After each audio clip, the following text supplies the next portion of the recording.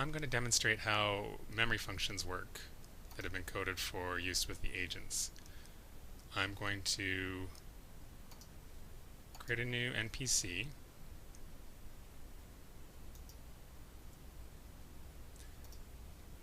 I'm going to attach a new script to it.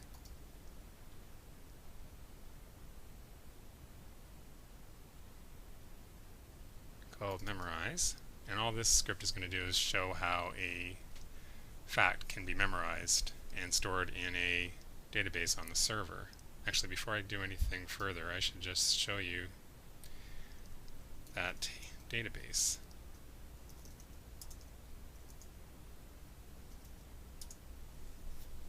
The table is called agent memory. It's in a database called mass_jade. There's nothing in it currently.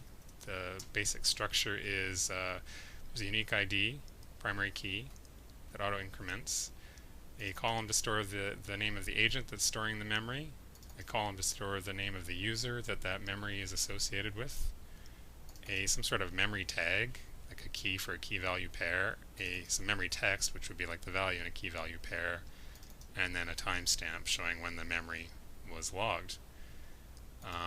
This is the script that's going to run through that. The agent starts off with a listen goal. This is the plan for listen. It's going to enable the text chat listener in Open Wonderland so that it becomes aware of any text chat messages that users enter. It's going to send its own message to the text chat from the Jade controller saying hello. You'll notice that Jade controller has a space in it, whereas the actual user has a dash between the two words. This user can be spoofed. It doesn't actually have to be tied to a user that's actually logged in. And after it's sent that message to the text chat, it's going to cheer. So that'll tell us that it's listening. So why don't we just start that off. There, it's listening. Any messages that are sent from users, the Jade client that's connected to Wonderland is going to get those messages, and it's going to take them and inject them as beliefs into the agent's belief base.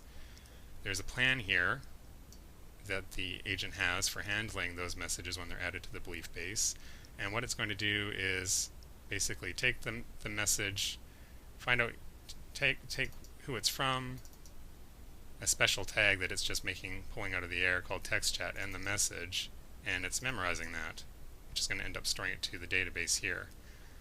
And then it's going to also echo that back from a spoofed user called echo agent, and that message is going to be echoed back to the screen. So again, there's nothing in this table. I'm going to type in the word foo. It's echoed back, which tells me that this plan actually ran. And now when I go up here and select from the table, yes, indeed it did enter the row. So it came from agent 11, which may or may not be useful. The username is Grant, the memory tag is text chat, and the text is foo. So there's our key value pair. Now you also need a way to get memories back, so I'm going to run through that test case as well using this memory recall script.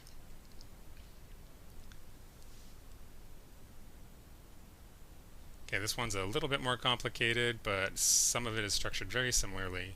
Again, there's a listen goal, which is going to run this plan at the outset. It's going to set up the listener. It's going to send a message, again from a spoofed user called Jade controller saying, hello, enter a memory tag. And then it's going to have the NPC cheer. So why don't we just start that off. There.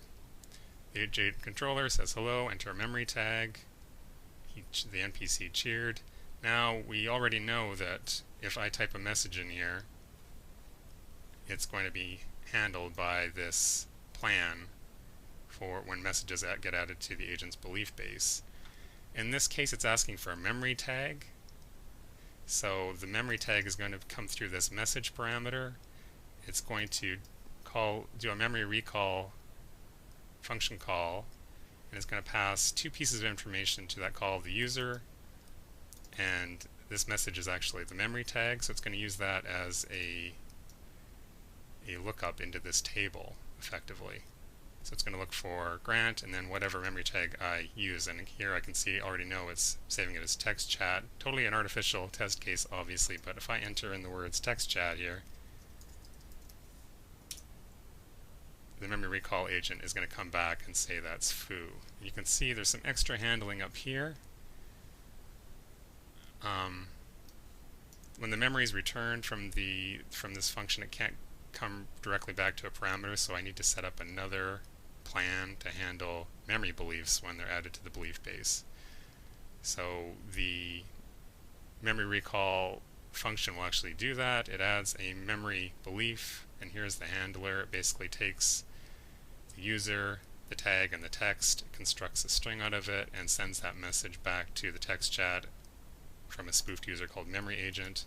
You go down here, and yes, it's from the memory agent, and it's saying that for the key value pair for the tag I entered text chat, the associated value is foo.